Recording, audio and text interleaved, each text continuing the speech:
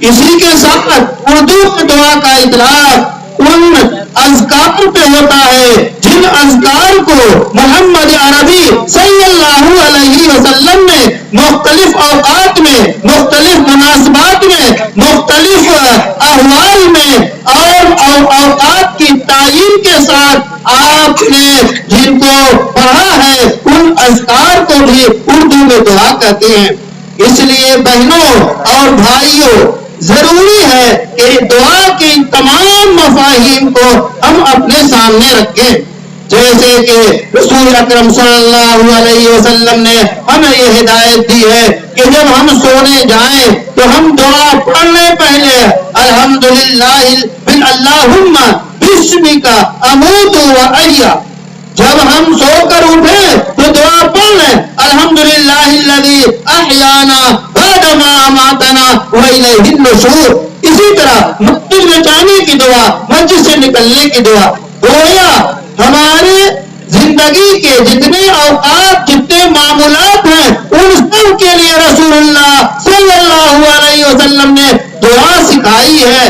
اس واسطے ان دونوں دعائیں حضرت حکیم الاسلام قاری محمد طیب صاحب رحمت اللہ علیہ فرماتے کہ ان دعاؤں کو جو چند سو ہیں اگر روزانہ ایک ایک دعا یاد کی جائے تو 6 مہینے کے اندر ساری دعائیں یاد ہو جائیں گی۔ آپ ذاکر ہوں گے، آپ ذاکرہ ہوں گی، آپ اللہ کو یاد کرنے والے ہوں گے، آپ اللہ کو یاد کرنے والی ہوں گی۔ صبح شام جب اللہ کا نام لیں گی تو اللہ کے نام کے اثرات آپ کے دل پہ، آپ کے دماغ پہ، آپ کے جسم پہ، آپ کے احوال پہ، آپ کے ماحول پہ چھا جائیں گے۔ وہ ماحول نورانی ماحول ہوگا۔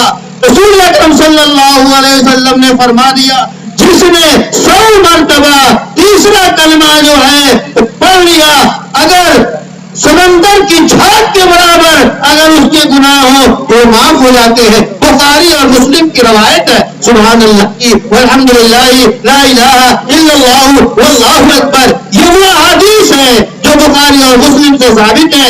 ایک مومن کو اللہ کے ذکر سے، اس کی زبان کو، ایک مومن اور مومنہ کو تر بتر رہنا چاہیے۔ افضل الذکر لا الہ الا اللہ، سب سے بہتر لا الہ الا اللہ۔ ہم اپنی انگلیوں پہ سبحان اللہ پڑھتے ہیں، کم لو المیزان، ایک مرتبہ سبحان اللہ کہنا، ایک مرتبہ الحمدللہ کہنا، ایک مرتبہ اللہ اکبر کہنا میزان کو بھر دیتا ہے۔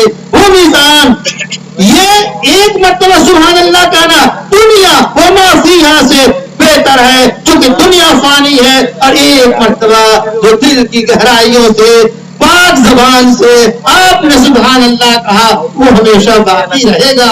اس واسطے ذکر کے فوائد ہیں، ان ذکر کے جو مسنون ہے، مذکور ہے، اوقات کے ساتھ وہ بھی دعا میں شامل ہے۔ ایک دعا وہ ہے کہ ہم